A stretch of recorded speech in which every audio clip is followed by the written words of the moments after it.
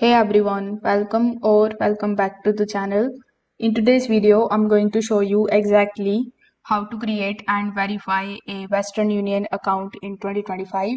So if you want to send or receive money internationally online, you will need a verified account for smooth and secure transfers.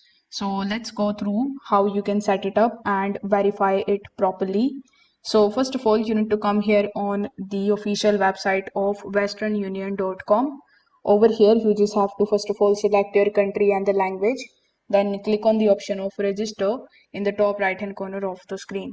Now this particular registration section depends or vary from country to country. So in my country, it is showing me to entering the email address and creating a password in order to basically register here on Western Union. But in your country, it may also ask you to provide your full name, then some of the details relating to your IDs. So you just have to simply provide those and set up your Western Union account.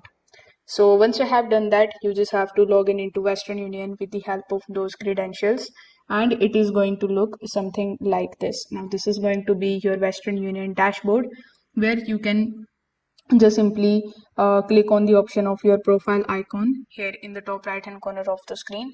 After that, you can provide some of more details about yourself, like your full name, your email address, then your date of birth, and some of other additional details by clicking on this additional details option here in the bottom. So once you have done that, you will be able to basically just start verify your identity. So as I've told you earlier, in my country, in order to send money, I don't need to verify identity.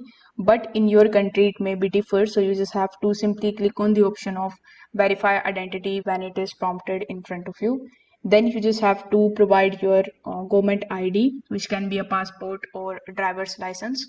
After uploading the clear photograph of that particular thing, you just have to wait for some time until your verification is approved. Now once the verification is approved, you can just simply authenticate your account with two-factor authentication in order to protect it further. If this video helped you out, make sure that you like this video and subscribe to the channel. Thanks for watching.